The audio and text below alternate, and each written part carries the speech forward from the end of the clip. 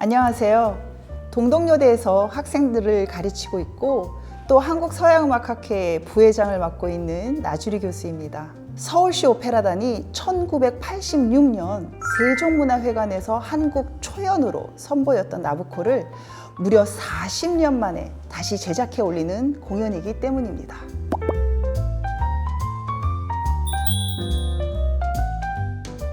베르디의 나부코, 참 특별한 작품이죠. 나중에 더 자세히 말씀드리겠지만 역사적으로 이만큼 커다란 울림을 남긴 오페라는 드문데요.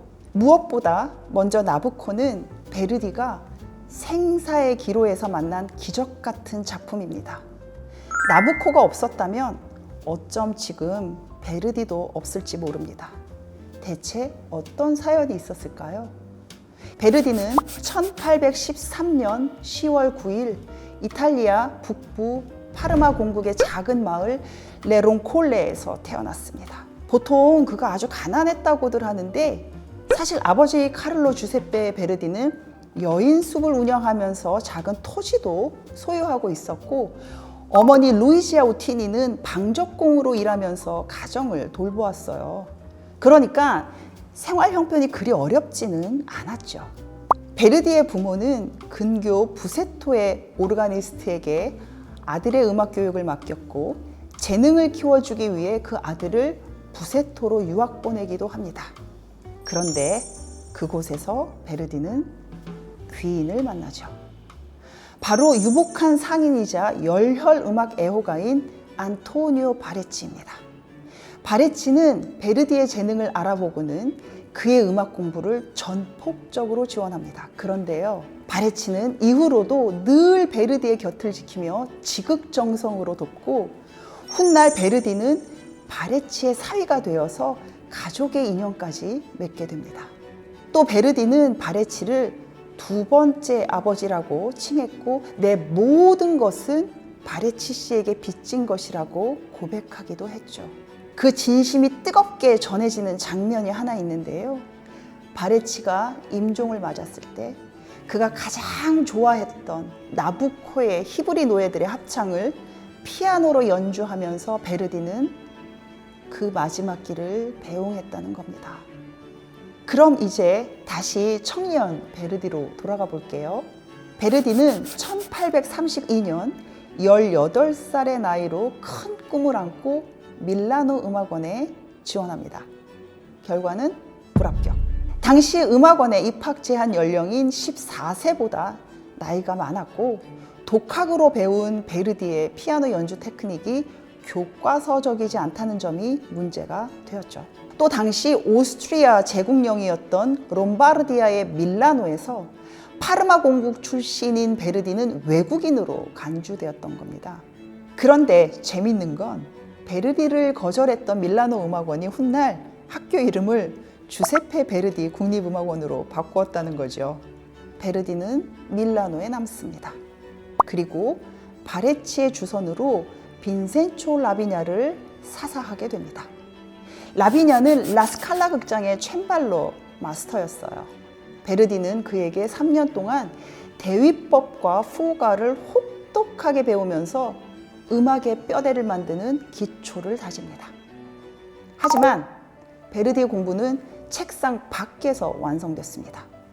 스승의 조언과 배려로 라스칼라 극장의 공연이나 리허설을 수시로 참관했거든요.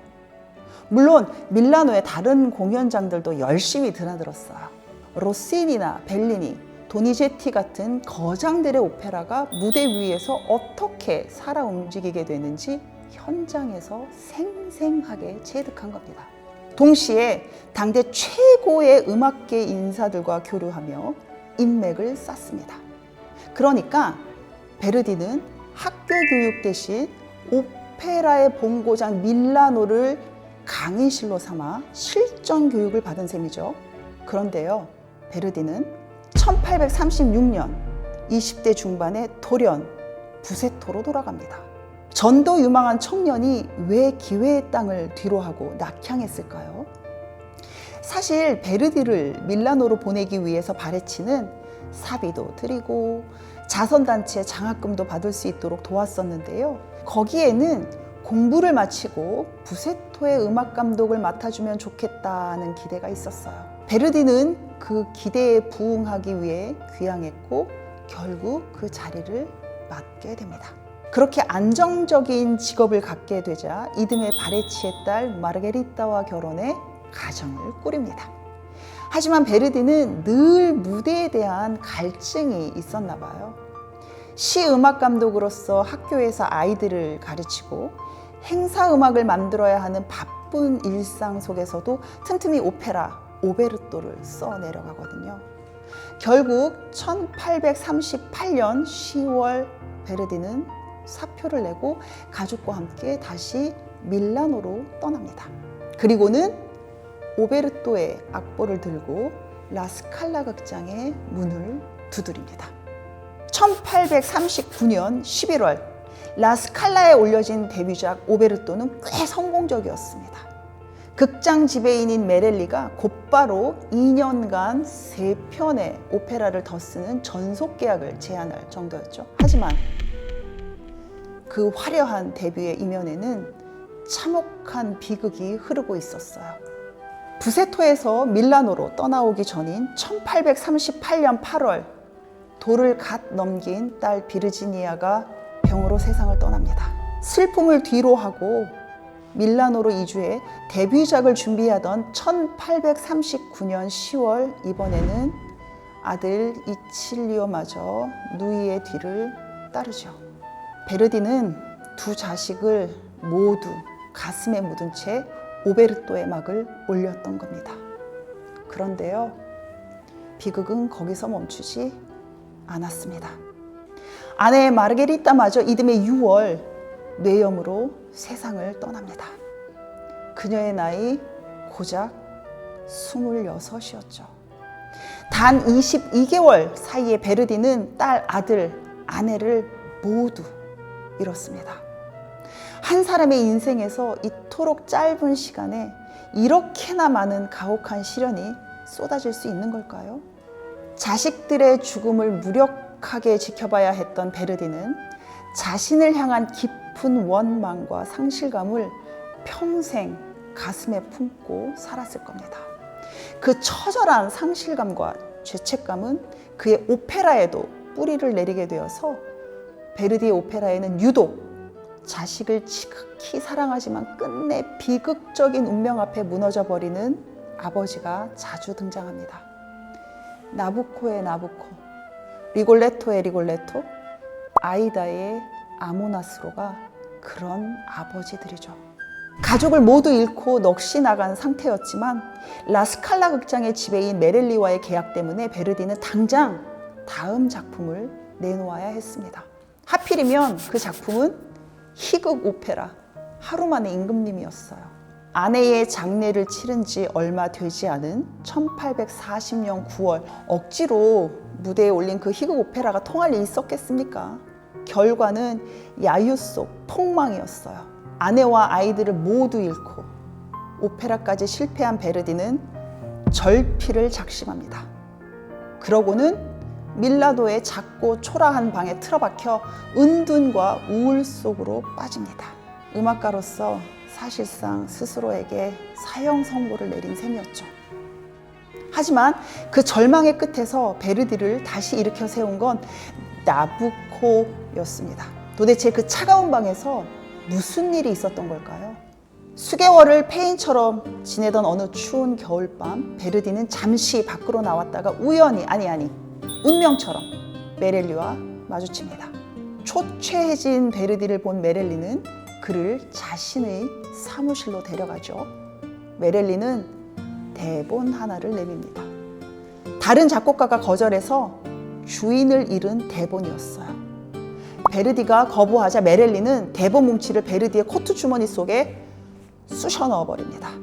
집으로 돌아온 베르디는 그 대본 뭉치를 거칠게 탁자 위로 내던지는데요. 그런데 그 순간 대본이 바닥으로 떨어지며 펼쳐진 페이지에서 파 펜시에로, 날아가라 내 마음아 라는 문구가 보입니다. 이건 우리가 흔히 히브리 노예들의 합창이라고 부르는 곡의 본 제목이죠. 그것의 구절들이 베르디의 마음을 끕니다. 처음엔 애써 외면하려고 하죠. 하지만 메렐리의 끈질긴 권유와 대본을 읽을수록 머릿속에 차오르는 선율들을 더는 거부할 수 없었어요. 베르디는 마침내 다시 펜을 잡습니다. 가족을 모두 잃은 무너진 삶 속에서 베르디는 다시 음악을 붙들며 일어선 거죠. 결국 그를 세상 밖으로 끌어낸 건 오페라 나부코였습니다. 하지만 여러분, 여기서 우리가 주목해야 할 반전이 하나 더 있습니다. 나부코는 베르디라는 한 개인을 구원하는 데에서 그치지 않았어요. 이 오페라는 당시 이탈리아 사람들의 억눌린 마음을 건드린 거대한 사회적 사건, 거대한 감정의 분출구가 되었어요.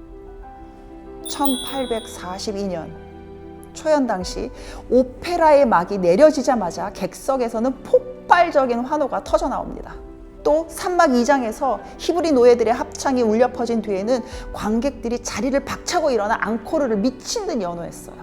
뿐만 아니라 1842년 3월 9일 밀라노 라스칼라 극장에서 처음 무대에 오른 이 작품은 그 첫 해에만 60번 이상 다시 공연될 만큼 유례없는 성공을 거두었습니다. 대체 무엇이 이탈리아인들을 그토록 뜨겁게 만들었을까요? 결론을 먼저 말씀드리면 당시 오스트리아의 압제에 시달리고 있었던 이탈리아인들은 무대 위에서 고통받고 있는 유대인들에게서 자신들의 모습을 보았던 겁니다.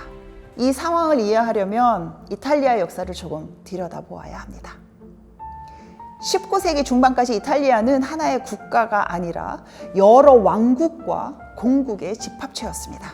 이들을 연결해주는 끈이라고는 가톨릭 신앙이 거의 유일했어요.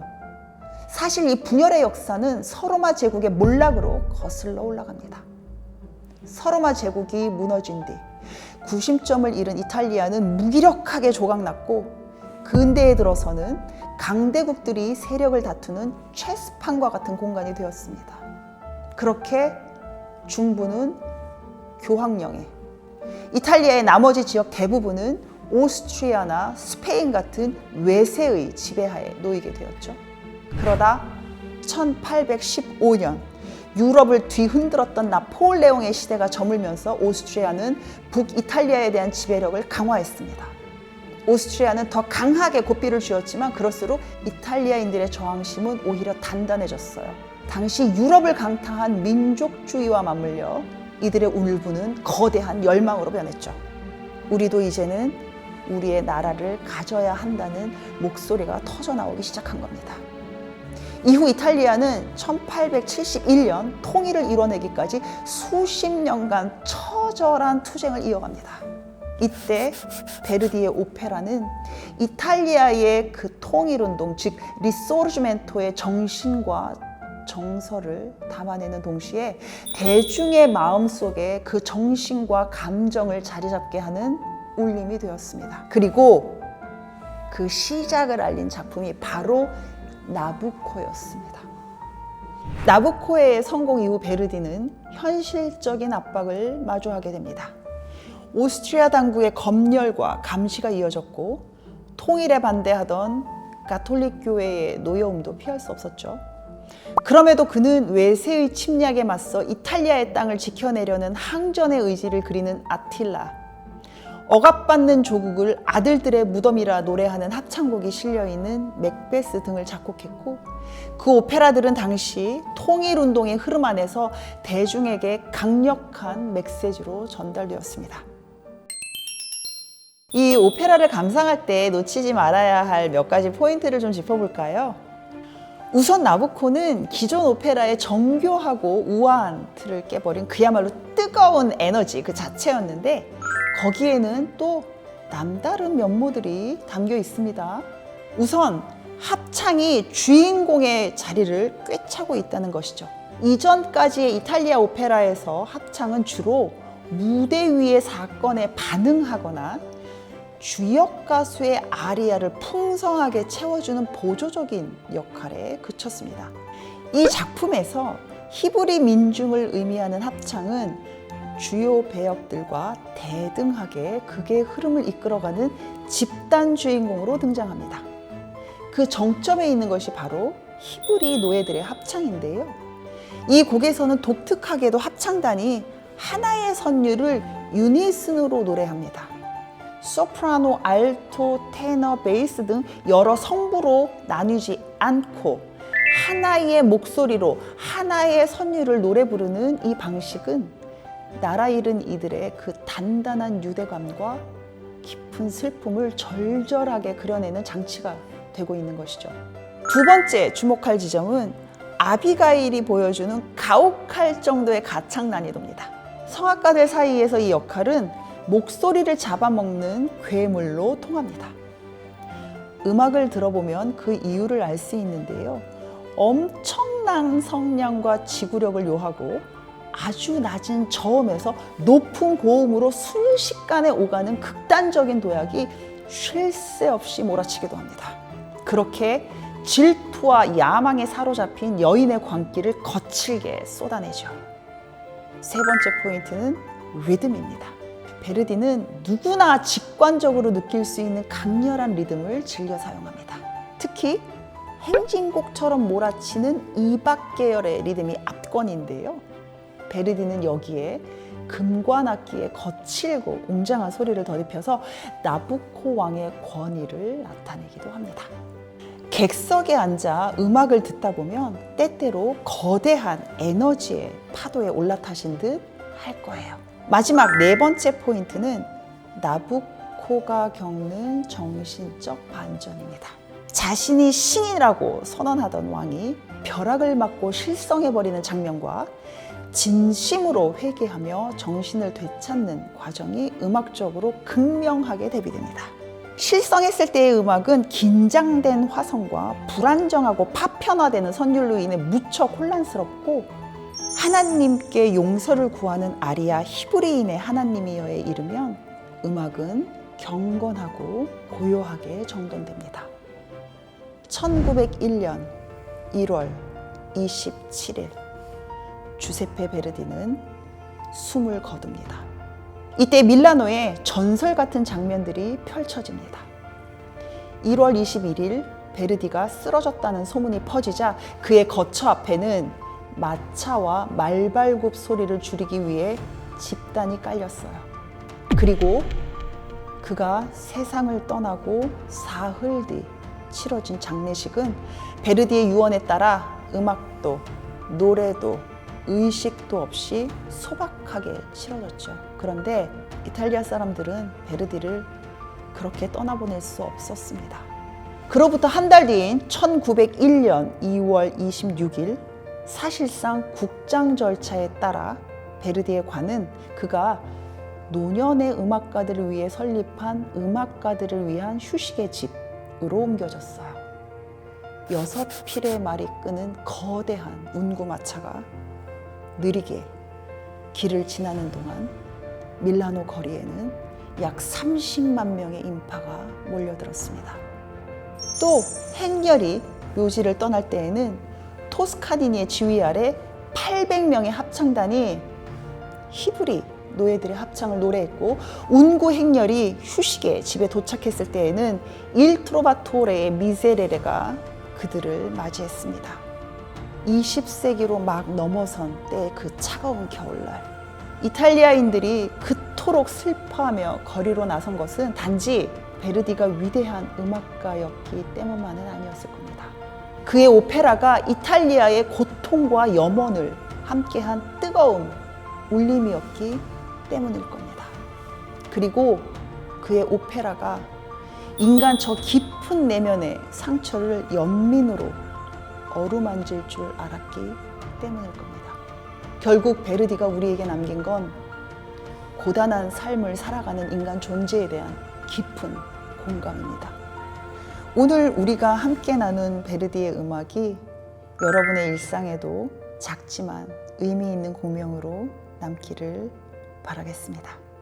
감사합니다.